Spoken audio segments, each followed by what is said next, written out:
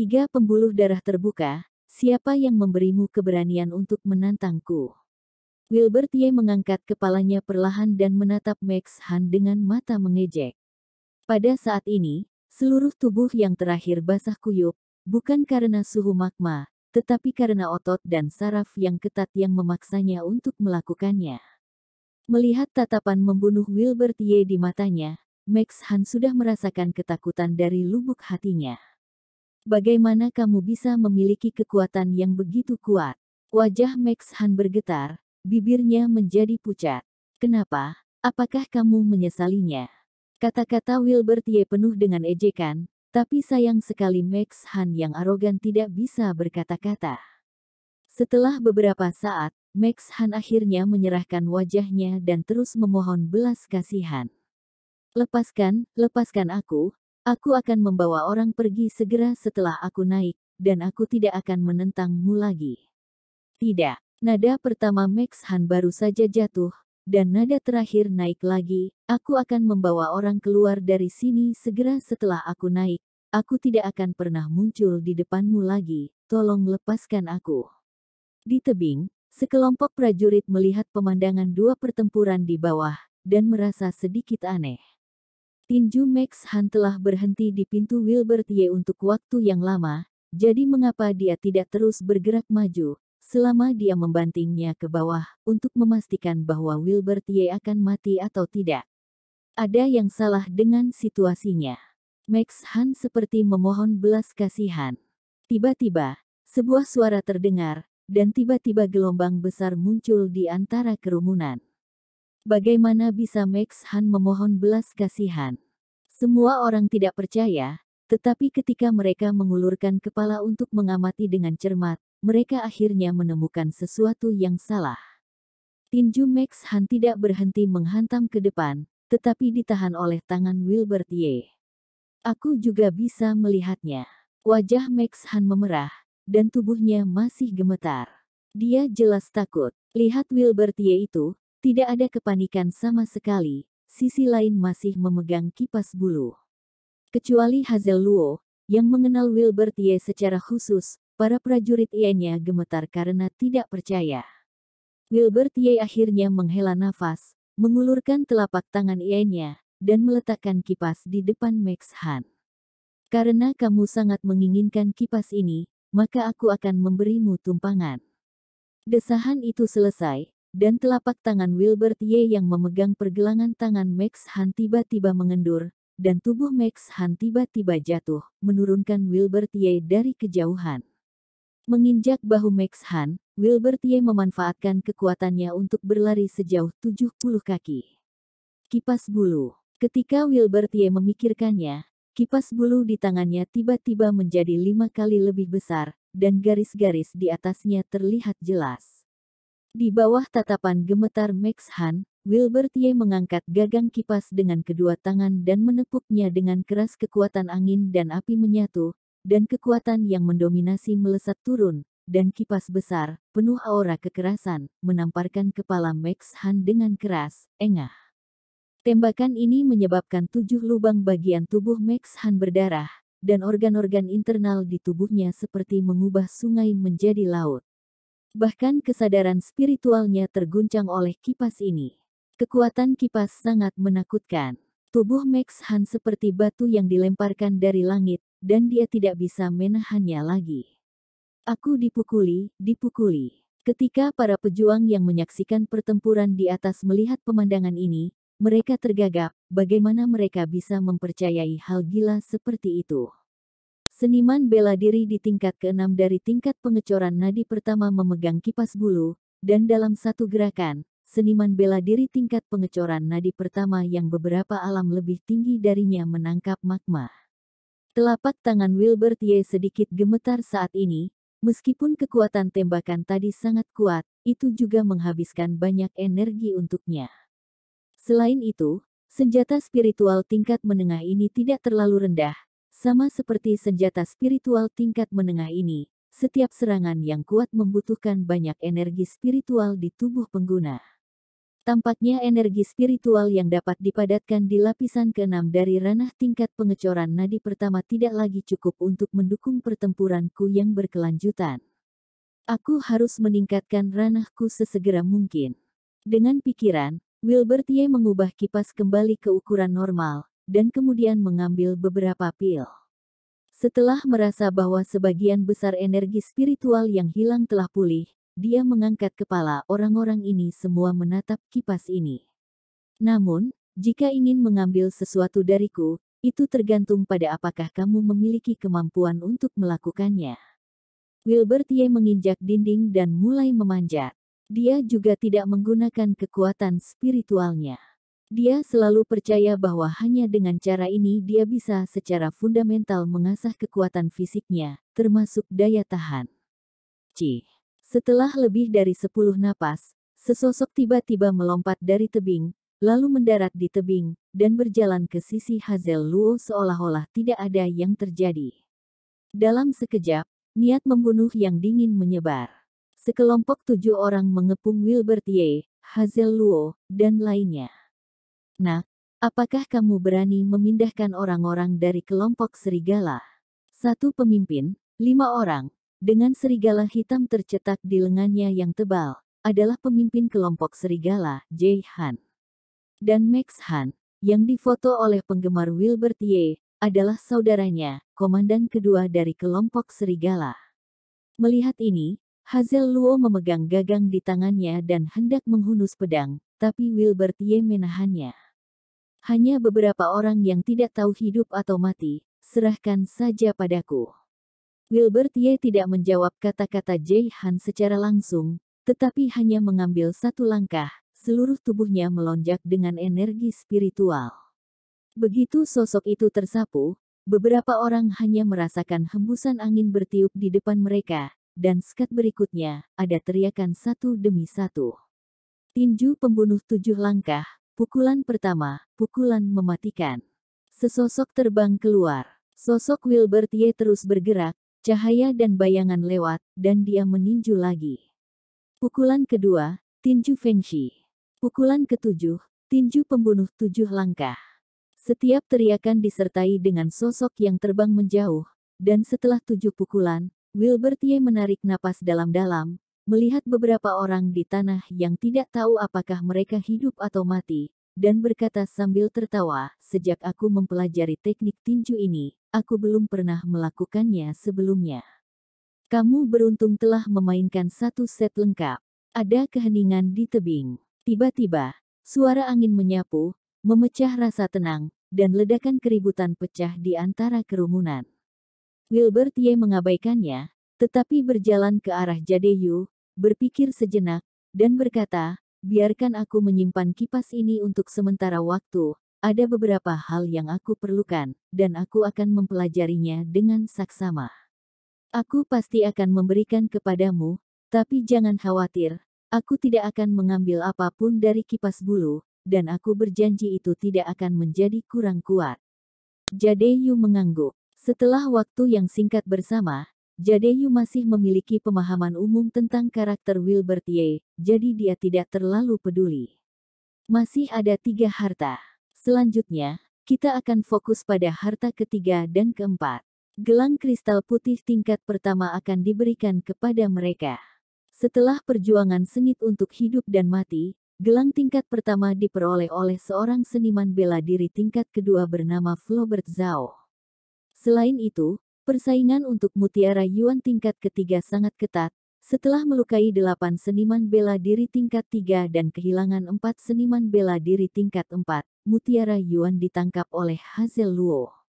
Dan sebagian besar prajurit di sini tidak dapat mendekati permukaan tebing yang memanjang yang kedalamannya lebih dari 800 kaki.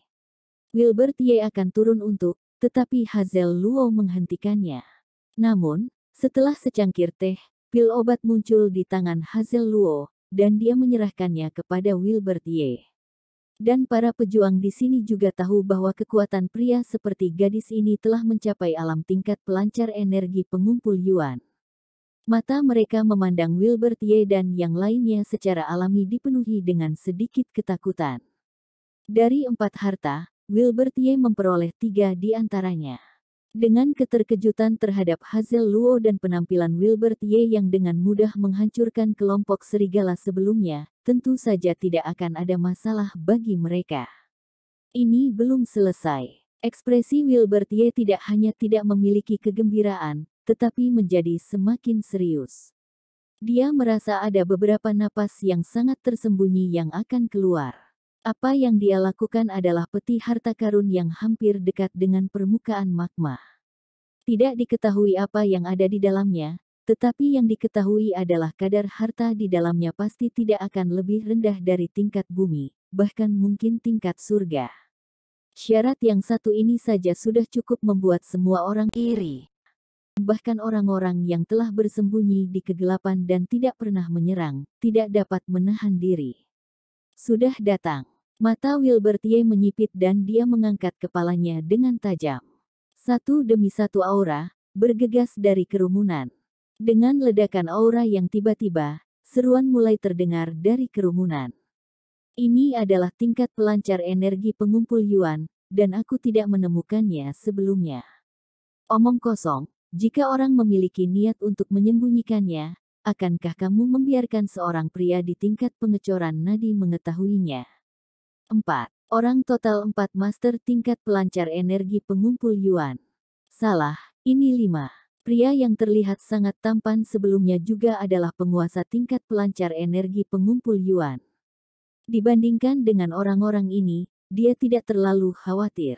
Semua orang mundur dari tepi tebing, tempat ini bukan lagi milik mereka, dan harta terakhir tidak ada hubungannya dengan mereka.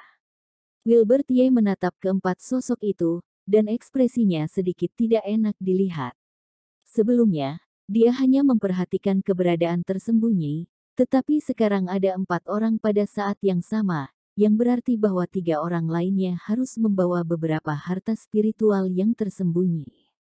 Hei, tikus di depan sudah selesai bermain, giliran kita untuk bermain selanjutnya.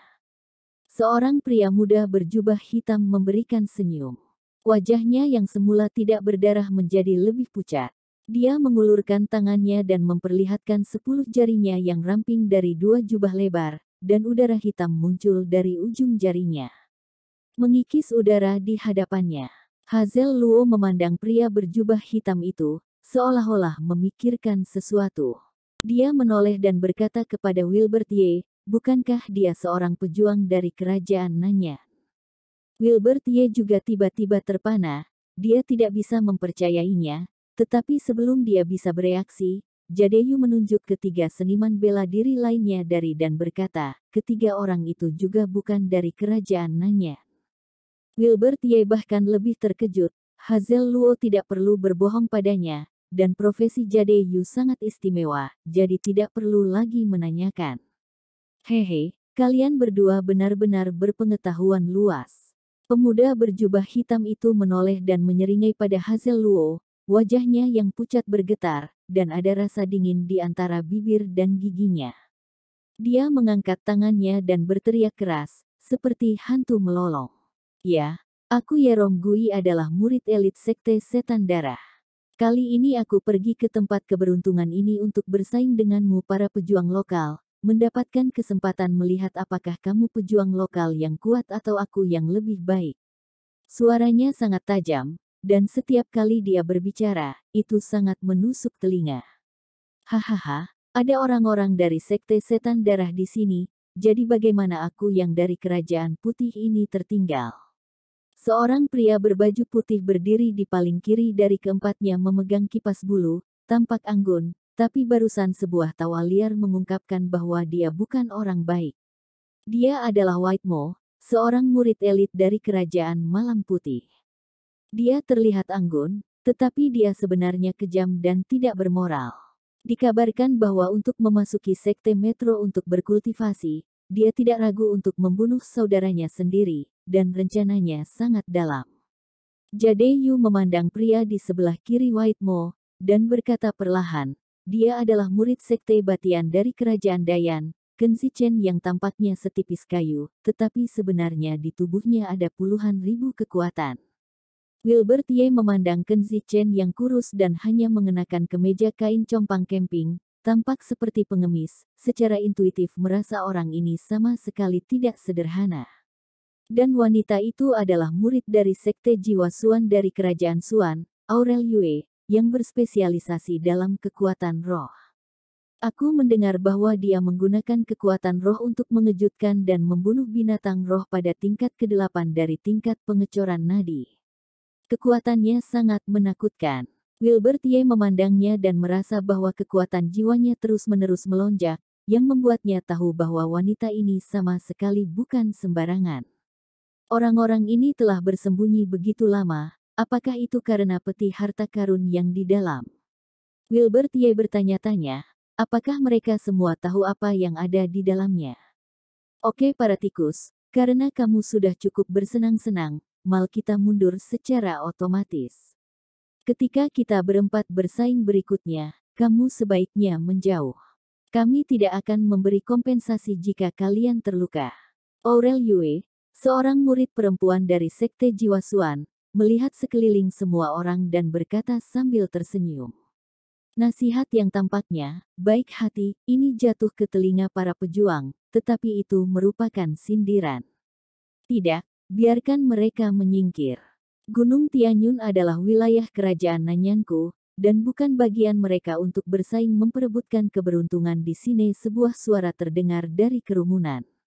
Segera setelah itu, secara langsung merangsang emosi para pejuang. Ya, kalian telah menyelinap ke kerajaan Nanyan kami. Kamu berhayal untuk bersaing dengan para pejuang kerajaan Nanyan. Pergi. Bukan giliranmu untuk memperebutkan harta karun di sini. PP suara-suara bergema, omelan, dan skeptisisme. Prajurit kerajaan Nanyan sekarang sangat menyadari identitas mereka. Mereka berasal dari kerajaan Nanyan, dan tentu saja mereka memikirkan kepentingan kerajaan Nanyan. Jika mereka berperilaku tidak konsisten di depan orang luar dan terus terlibat dalam perselisihan internal, maka jika itu menyebar, kerajaan Nanyan mereka akan menjadi lelucon. Cici, bang. Suara bergema, diikuti oleh ledakan besar. Seorang prajurit yang berdiri di barisan depan untuk mencela 4 orang itu, asap hitam naik dari tubuhnya, kemudian retakan mulai muncul di seluruh tubuhnya, dan kemudian terjadi ledakan, bang. Daging dan darah memercik ke seluruh wajah para pejuang. Tiba-tiba, seluruh sekeliling tebing menjadi sunyi senyap. Para prajurit memandang Yerong Gui, murid sekte setan darah di depan mereka, dengan tatapan ngeri yang kuat di mata mereka, dan hati mereka sudah didominasi oleh rasa takut. Kamu orang yang tidak berguna, jika kamu tidak cukup kuat, kamu lebih baik keluar dan berteriak, terlalu berisik, kamu hanya mencari mati. Jari-jari Yerong Gui yang ramping dan kering menunjuk ke arah para prajurit, lalu berputar-putar, dan berkata dengan suara suram, semuanya, diam dan mundur 13 langkah. Aku Yerong Gui mengizinkanmu untuk tinggal di sini, tetapi hanya boleh lihat, tidak diizinkan mengatakan sepatah kata pun. Jika aku mendengar seseorang mengatakannya, aku tidak keberatan membiarkannya mengalami kekuatan dariku. Setelah dia selesai berbicara, Yerong Gui mengangkat satu jari, dan melihat energi hitam berayun di atasnya, menutupi vitalitas kemanapun dia lewat. Baru saja, dia menggunakan jari ini untuk menghancurkan tubuh prajurit itu. Kekuatannya jelas. Semua prajurit menutup mulut mereka satu demi satu, tidak berani mengatakan sepatah kata pun, bahkan tidak mengucapkan sepatah kata pun, tetapi terus mundur, berharap nasib buruk tidak menimpa mereka. Wilbert Ye merasa ada seseorang yang menarik ujung bajunya, dan menoleh ke belakang. Itu adalah Wulda Zhou, dan dia terus mengedipkan mata pada dirinya sendiri, yang artinya cukup jelas. Hah? Yerong Gui memperhatikan gerakan Wulda Zhou, wajahnya yang pucat sedikit bergetar, matanya yang tak bernyawa menatap Wilbert Ye di depan Wulda Zhou, dan berkata dengan tegas, "Wah, tidakkah kamu mengerti apa yang aku katakan?"